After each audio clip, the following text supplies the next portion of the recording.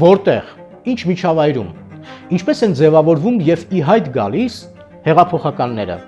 քրեական հեղինակությունները, հանճարները, պետությունը կործանման տանող կեղծ քաղաքական գործիչներն ու իրական առաջնորդները։ Այն պետական այրերը, որոնք գտել են այս հարցի պատասխանը, այդ երկրները ծլում են, ծաղկում, բարգավաճում եւ շենանում են։ Ներքին թշնամի, անհատականությունը պետական համակարգում։ Այսօրվա թեման սա է։ Ինչպես միշտ, ամեն ինչ սկսվում է մանրուքից։ Զարգանում ու թափ է առնում շատերիս համար կյանքի անտեսանելի զարտուղիներում, կողք կողքի նույն միջավայրում գեներացվում են տարբեր մտքեր եւ մոտեցումներ։ Մեր քաղաքական դաշտը լի է հայրենիքի փրկության բանաձևերի առաջարկություններով։ Հարցը մեկն է, որ ճանապարհն է ճիշտը։ Այստեղ մենք մոլորվում ենք։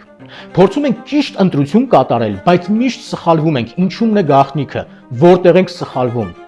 Այս հարցի պատասխանը կփորձենք այսօր գտնել միասին, ինչպես միշտ փաստերով եւ օրինակներով։ Կսկսեմ մանրուքից, բարեկամներ, կարծես թե մանրուքից։ Նոր ձևավորվող, բայց շատ վառ անհատականություններից մի երիտասարդ ու գեղեցիկ ամուսնական զույգից, ովքեր նախաձեռնել են նոր գործ։ Մանկական, հայկական տիկնիկներ Դեդո եւ Բաբո։ Դեդոն ու Բաբոն խաղալիքներ են, որոնք պատմում են Արցախի մասին։ Արցախի մշակույթն ու ավանդույթները մեր երեխաներին փոխանցելու համար։ Բարև ընկերս, ես Դեդոն եմ Արցախից։ Իսկ քո անունն ինչ է։ Բարև, սիրելի բարեկամ։ Ես Բաբոն եմ, Արցախի հայտնի տատիկը։ Այս խաղալիք զույգը ոչ միայն խաղալու, այլև սովորելու միջոց է։ Այս տիկնիկները կօգնեն պահպանել Արցախի հոգին, հատկապես այն երեխաների համար, ովքեր չեն ունեցել հնարավորություն ապրել կամ ճանաչել իրենց պատմական տունը։ Հարգելի բարեկամներ, ծնողներ, ձեր երեխաների համար ընտրություն կատարելիս բազմազան շուկայում մի մոռացեք մերի հայկականի մասին։ Խաղալիքները ձեռք բերելու համար այցելեք Դեդո Բաբո ինստագրամյան էջ։ Հղումը կթողնեմ մեկնաբանություններում եւ թողարկման նկարագրության հատվածում։ Այսպիսի նախաձեռնությունները մեր խրախուսման ու աջակցության կարիքն ունեն։ Եթե աչքաթող անենք ու չաջակցենք, գործը առաջ չի գնա։ Երիտասարդները կհուսահատվեն, միգուցե կփորձեն եւս մեկ անգամ։ Այդ անգամ էլ չհաջողելու դեպքում գուցե ընդմիշտ կմոռանան նոր նախաձեռնության մասին եւ կառաջնորդվեն միայն սեփական շահերով։ Կկորցնենք նոր, բայց միգուցե շատ կարևոր հայկական բիզնես մեկ միավոր։ Կտուժենք մենք եւ պետությունը, հետո կնորից կդժգոհենք, թե ինչու Հայաստանում ոչինչ չկա։ Այնպես որ մեր աջակցությունը կարևոր է։ Սա մեկ։ Հիմա անդրադառնամ մեկ այլ անհատականությունների եւ տեղափոխվենք մեր ժամանակներից ուղիղ 126 տարի առաջ։ Սանկտ Պետերբուրգ, Ցարական Ռուսաստան, 8 փետրվարի 1899 թվական։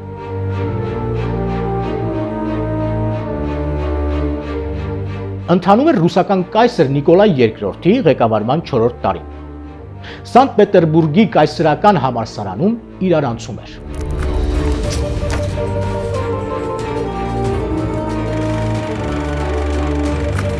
Ուսանողներն ու դասախոսները սպասում են համալսարանի 80-ամյակի տոնախմբությանը նվիրված միջոցառման մեկնարկին։ Համալսարանի ռեկտոր Սերգեյևիչ Վասիլի Իվանովիչի ելույթի ժամանակ ուսանողները սկսում են սուլել եւ աղմկել։ Ռեկտորը ստիպված դադարեցնում է իր ելույթը եւ դուրս է գալիս դահլիճից, որից հետո համալսարանի ուսանողներն իրենց արարքից գոհ եւ բարձր երգելով ուսանողական Գաուդեամուս հիմնը հեռանում են համալսարանից։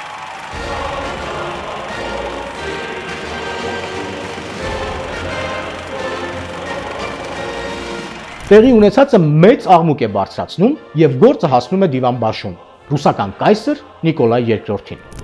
Հարցը պարզելու եւ լուծելու համար Նիկոլայ II-ը հատուկ հանձնաժողով է հավաքում։ Իսկ ինչ էր կատարվել դեպքից առաջ եւ ինչ է լինում հետո, այսա շատ հետաքրքիր է եւ անմիջականորեն կապ ունի մեզ հետ եւ արտացոլվում է այսօրվա մեր հայկական իրականությունում։ Հասկանալու համար բարեկամներ, առաջին հերթին պետք է պատկերացնենք ինչպիսի տրամադրություններ էին տիրում այն ժամանակվա ռուսական կայսրության մայրաքաղաքում։ Ռուսական կայսրությունն ինքնին միապետական ավտորիտար միավորում էր, որտեղ արգելված էր ամեն ինչ, բայց կար մեկ բացառություն։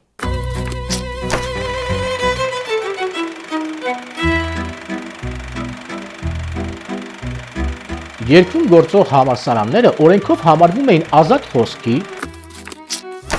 կամքի եւ իրավունքի օրրաններ։ Ուսանողները քաղաքականացված էին եւ ակտիվ մասնակցում էին երկրի քաղաքական իրարանցմանը, որն իր հերթին խնդիրներ էր ստեղծում իշխանության համար։ Համալսարանի ուսանողները համարվում էին պետության ապագա էլիտան, այն մարդիկ, ովքեր ապագայում ղեկավարելու են պետական համակարգը։ Բացի համալսարանների տարածքներից, արգելված եւ քրեորեն պատժելի էր որևէ մեկ այլ տեղ ցանկացած միավորումների, խմբակների, լինի դա սպորտային թե մշակութային, քաղաքական միավորումների, կազմակերպությունների կամ կուսակցությունների գործունեությունը, որտեղ մարդիկ քննարկում կամ զբաղվում էին հանրային գաղափարախոսությամբ։ Իշխանության դիրքորոշումն այսպիսին էր. եթե ժողովրդին որևէ բան պետք է, մենք ինքներս կստեղծենք, կսահմանենք եւ կղեկավարենք, իսկ եթե ժողովուրդն ինքն է ձեռնամուխ լինում որևէ գործընթացի, դա ուղղված է պետության դեմ, վտանգավոր է եւ ունի հեղափոխական նկրտումներ։ Պարզ է, չէ՞ բարեկամներ, որ օրերից մեկ օր իշխանության եւ երիտասարդների հակասությունների արդյունքում փուչիկը պայթելու էր։ 1899-ի դեպքերի ընթացքն ու զարգացումները վերջիվերջո կհանգեցնեն ռուսական կայսրության փլուզմանը։ Իսկ ինչ էր կատարվում իրականում, այս է շատ կարևոր եւ հետաքրքիր։ Մեր ֆիլմի հերոսը ուսանող Բորիս Սավինկովն է։ Բորիս Սավինկով ռուսական կայսրության պետական ծառայողների բարեպաշտ ընտանիքից։ Գերազանց սովորող ուսանող, առաջադեմ հայացքներ ունեցող ակտիվիստ, էությամբ առաջնորդ։ Բորիս Սավինկովը այն ժամանակ դեռ հարում էր սոցիալ-դեմոկրատների գաղափարախոսությանը, մարքսիստ էր, ուժի եւ տերորի դեմ վառ արտահայտված ընդդիմախոս եւ համոզված էր, որ հեղաշրջմամբ, ուժով եւ արյունահեղությամբ ոչ մի հարց չի լուծվում, ճիշտը քաղաքական մոտեցումն է։ Լավ հիշեք այս հատվածը, բարեկամներ, իսկական պետական մտածելակերպով ապագա քաղաքական գործիչ։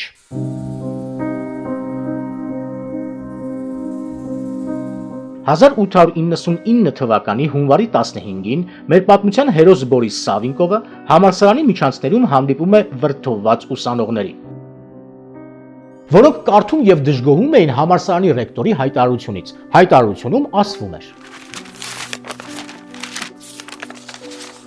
Փետրվարի 8-ին Սանկտ Պետերբուրգի կայսրական համալսարանի տարեդարձի տոնակատարության օրը քաղաքի փողոցներում եւ հասարակական վայրերում կարգ ու կանոնն ապահովելու նպատակով հորդորում ենք ուսանողներին զերծ մնալ համալսարանի տարածքից դուրս տոնախմբության շարունակությունից։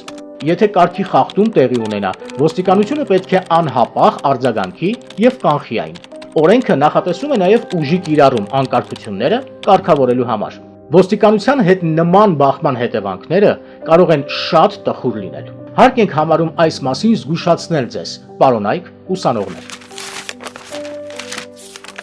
Ռեկտորի այս հայտարարությունը հունից հանում է ուսանողներին։ Հետո պարզվում է նաև, որ ռեկտորի այս հայտարարությունը թելադրված էր Սանկտ Պետերբուրգի քաղաքապետի կողմից, այստեղ պայթյունն արդեն անխուսափելի էր։ Երկար խորհրդակցություններից հետո ուսանողները որոշում են, որպես բողոքի ակցիա, համալսարանի տոնախմբության օրը ռեկտորի ելույթի ժամանակ բոլորը միասին ոտքի են կանգնում եւ դուրս են գալիս դահլիճից։ Քաղաքապետի հրամանով փետրվարի 8-ին Սանկտ Պետերբուրգի ոստիկանությունը անցնում է ուժեղացված ռեժիմի։ Շրջապատվում է համալսարանի շենքը, հարակից եւ հասարակական տարածքները։ Տոնախմբության օրը ամեն ինչ շուռ է գալիս գլխի վայր հենց սկզբում։ Ռեկտորի ելույթի ժամանակ ուսանողներից մեկը սկսում է սուլել։ Մյուսները ընդօրինակելով իրենց ընկերոջը միանում են նրա սուլոցին։ Ոմանք սկսում են պարզապես աղմկել։ Իր խոսքը թողնելով անավարտ ռեկտորը դահլիճից հեռանում է։ Ուսանողները որոշում են բավարարվել այսքանով, ավելորդ անգամ կրքերը չբորբոքել, բաժանվել փոքր խմբերի եւ հեռանալ համալսարանից։ Ուսանողների մի մաս դուրս է գալիս համալսարանի շենքից եւ տեսնում է, որ ոստիկանությունը շրջապատել է բուհի շենքը եւ խոչընդոտում է նրանց տեղաշարժը։ Գնալով ուսանողների քանակը շատանում է, կրքերը բորբոքվում են։ Ուսանողները փորձում են ճեղքել ոստիկանների պատնեշը եւ մի ոստիկան բղավում է։ Չթողնել եւ պահել, պետք եղած ժամանակ ջարդել։ Ոչ ոք չի կարող մեղադրել մեզ հակապետական սրիկաներին ծեծելու համար։ 1899 թվականի փետրվարի 15-ի առավոտյան ժամը 9:45-ին համալսարանի շենքից ոչ շատ հեռու տեղի է ունենում մի միջադեպ, որը ալ-կարմիր տառերով կմնա գրված Ռուսաստանի պատմության էջերում։ Ոստիկանները դաժան ծեծի են ենթարկում մի խումբ ուսանողների, որի ականատեսն է դառնում մեր ֆիլմի հերոս Բորիս Սավինկովը։ Հաջորդ օրը համալսարանը եռում էր ոստիկանների արարքը դատապարտող քաղաքական եզրույթներով։ Ուսանողները որոշում են բոյկոտել դասերը եւ հայտարարում են դասադուլ։ Նրանց միանում են բուհի բոլոր դասախոսները։ Լուրը շատ արագ տարածվում է քաղաքում։ Կայսերական համալսարանին միանում են Սանկտ Պետերբուրգի բոլոր ուսումնական հաստատությունները։ Փետրվարի 15-ին Սանկտ Պետերբուրգի դասադուլին միանում են նաև Մոսկվայում գտնվող բարձրագույն ուսումնական հաստատությունների բոլոր ուսանողներն ու դասախոսական անձնակազմը։ Փետրվարի 17-ին բողոքի ակցիային միանում են նաև Կիևի ուսանողները։ Փետրվարի 21-ի դրությամբ դասադուլ են հայտարարում կայսրության բոլոր ուսումնական հաստատությունները։ Ռուսական կայսրության քաղաքական կյանքը թևակողում է դեպի անկասելի սրընթաց անկում։ Ռուսական կայսեր Նիկոլայ II-ը խնդիրը լուծելու համար հավաքում է հատուկ հանձնաժողով։ Սկսվում են բանակցություններ։ Ուսանողների կողմից բանագնացներին ներկայացնում է նաև մեզ արդեն հայտնի Բորիս Սավինկովը։ Երկար բանակցություններից հետո կողմերը գալիս են ընդհանուր հայտարարի։ Առաջինը. ոստիկանները պետք է ներողություն խնդրեն ուսանողներից, եւ երկրորդը. պետությունը պետք է պարտավորվի, որ նման դեպքեր այլևս չեն կրկնվի։ Կարծես թե խնդիրը լուծված է։ Սակայն Ռուսական կայսր Նիկոլայ II-ին այս որոշումը դուր չի գալիս։ Նա ասում է, որ պետության համար այս զիջումները նման են մարտի դաշտում պարտության եւ հրամայում է բոլոր ակտիվիստներին անհապաղ հեռացնել բարձրագույն ուսումնական հաստատություններից, զրկել բոլոր իրավունքներից եւ արտաքսել առանց վերականգնման իրավունքի։ Կնքում եւ ստորագրում է Նիկոլայ II-ը։ Չունենալով պետական մտածելակերպ, լինելով շատ թույլ առաջնորդ եւ չհասկանալով իր արարքի պատճառահետևանքային կործանարար կապերը, Նիկոլայ II-ը փաստացի կնքում եւ ստորագրում է իր մահկանացուն։ Բուհերից արտաքսվում եւ հեռացվում են հազարավոր ուսանողներ, ընդհանուր առմամբ 1/3 մասը։ Այդ թվում նաև մեր ֆիլմի հերոս Բորիս Սավինկովը իր ուսանողական ընկերների հետ միասին։ Ինչ եք կարծում բարեկամներ, ինչ եղավ այն արտաքսված ուսանողների հետ, որոնք ապագայում պետք է դառնային երկրի մտավորականները, պետական ծառայողները, քաղաքական գործիչները։ Պետք է ձևավորվեին որպես մասնագետներ եւ լրացնեին իրենց երկրի էլիտայի շարքերը։ Անհատականությունը բարեկամներ, արհեստածին կամ ձեռքբերովի հատկություն չէ։ Կամ դու անհատականություն ես, կամ ոչ։ Անհատականությունը չի սպառվում, չի կորչում, այն միայն զարգանում է։ Հարցը միայն մեկն է՝ լավ թե վատ ուղղությամբ։ Պյոտր Ռուտենբերգ, քաղաքական գործիչ, հեղափոխական։ 1905 թվականին ռուսական առաջին հեղափոխության գլխավոր գաղափարախոսներից մեկը։ Արտաքսված է եղել 1899 թվականին։ Գեորգի Խրուստալով Նոսար, հեղափոխական, իր ընկերոջ Պյոտր Ռուտենբերգի հետ միասին գլխավորել է 1905 թվականի հեղափոխությունը։ Արտաքսված է եղել 1899 թվականին։ Իվան Կալյաև, հեղափոխական, ծայրահեղ ազգայնական։ 1905 թվականին ռուսական առաջին հեղափոխության ժամանակ սպանում է ռուսական կայսեր Նիկոլայ II-ի հորեղբորը, ռուսական բարձրաստիճան իշխան Ալեքսանդր Ալեքսանդրովիչին։ Նույնպես արտաքսված է եղել 1899 թվականին։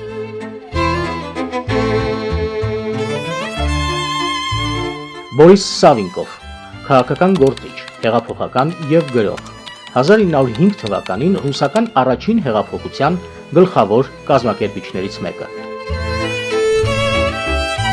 1917 թվականի փետրվարյան հեղափոխությունից հետո ժամանակավոր կառավարության կոմիսար։ Արտաքսված է եղել 1899 թվականին։ Այս մարդիկ ու ելի շատերը ռուսական կայսրությունում փաստացի հիմք են դնում հեղափոխական շարժումներին, ինչը վերջի վերջո 1917 թվականին ավարտում է Վլադիմիր Լենինը։ Ռուսական վերջին կայսր Նիկոլայ II-ն իր ընտանիքի հետ միասին գնդակահարվում է 1918 թվականի հուլիսի 17-ին։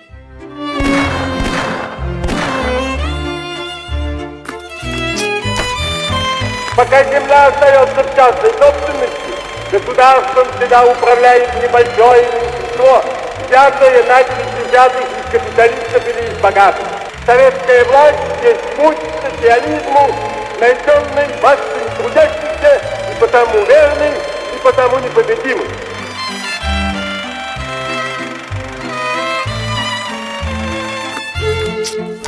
Նման անհատների անհատականությունների շնորհիվ ժամանակ առ ժամանակ աշխարհը 180 աստիճանով գլխիվայր շուր է եկել։ Դեպի լավ թե վատ կողմը կախված է այն միջավայրից,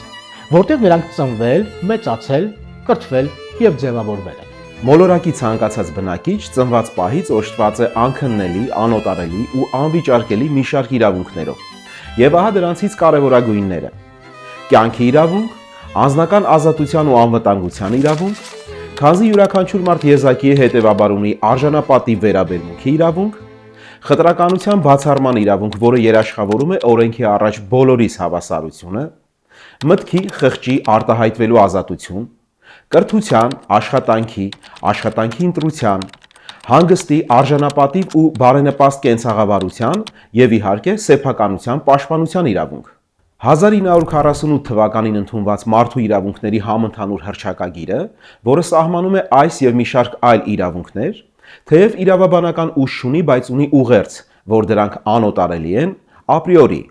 քանզի ձեռք են բերվել մարդկային պատմության ընթացքում բազմաթիվ վեհ պայքարների արդյունքում գիտակցական առաջընթացին զուգահեռ։ Եվ այսպես մարդկանց պայմանականորեն կարելի է բաժանել երկու խմբի։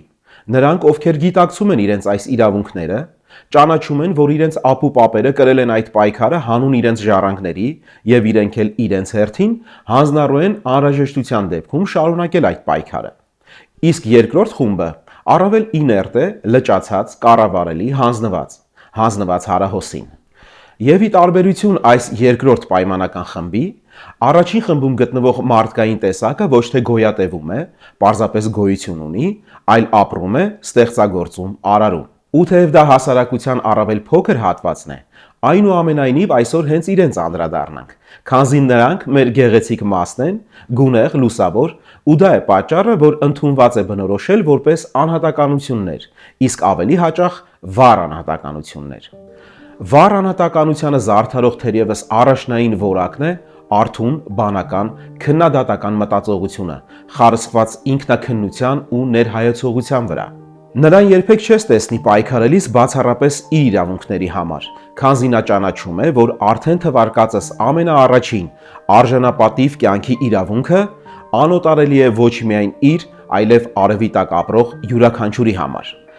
Դրսևորված անհատականությամբ մարդը արդարամիտ է, չհանձնվող, կարեկից ու անհնար է նրան մոտիվացնել նյութական բարօրությամբ ի հակադրություն օրինակ թույլերին պաշտպանելու իր վճռականության։ Ասել է, թե նրանց դժվար է պարտադրել, թե սա վերցրու, միայն թե լռիր ու մի խանգարիր, անենք այն, ինչ ուզում ենք։ Բայց ո՞րն է պատճառը, որ շատերն այնուամենայնիվ նախընտրում են լռեցնել, խլացնել ու չդրսևորել թվարկածս այս վեհ, արժանավոր ու վայել որակները։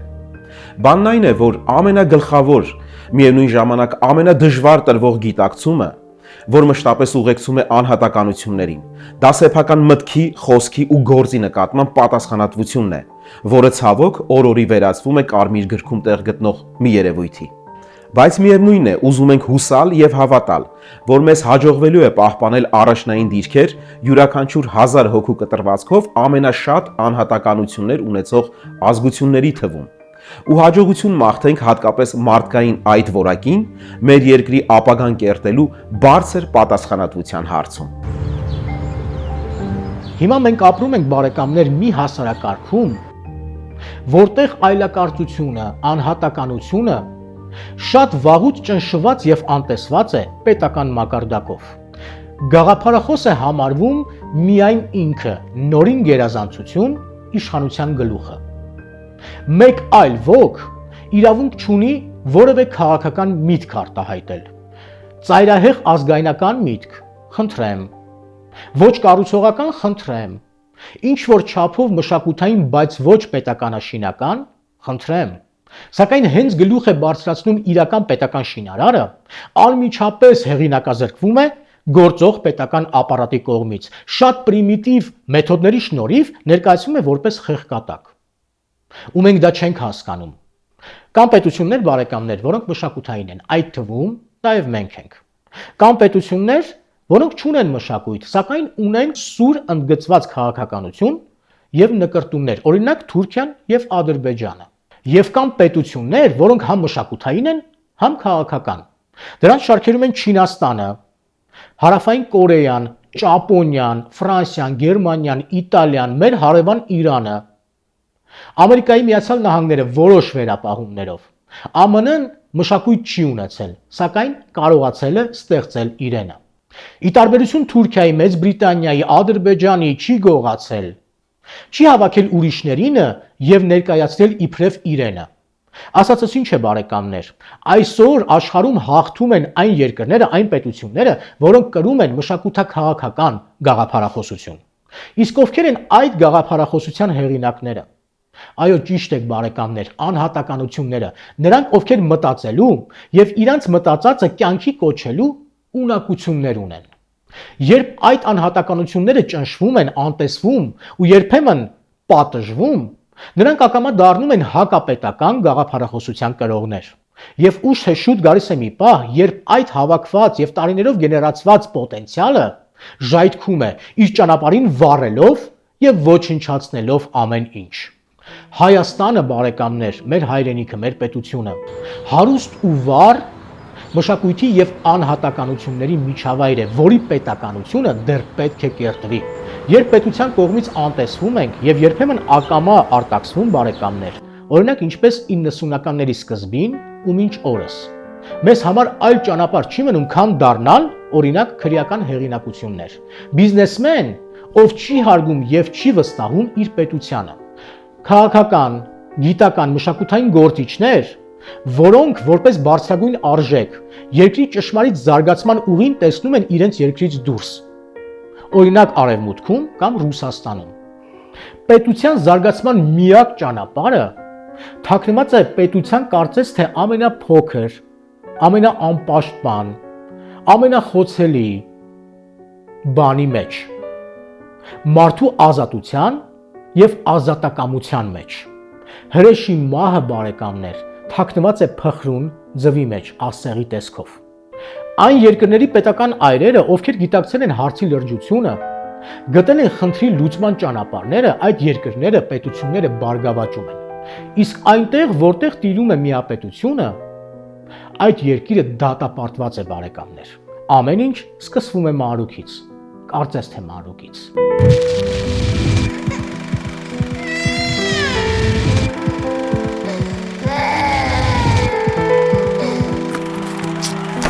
Товарищи,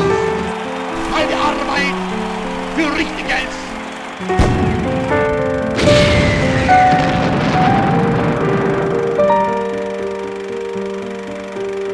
I do not believe that the rulers of Russia ամենաբարձ խնդիրը դա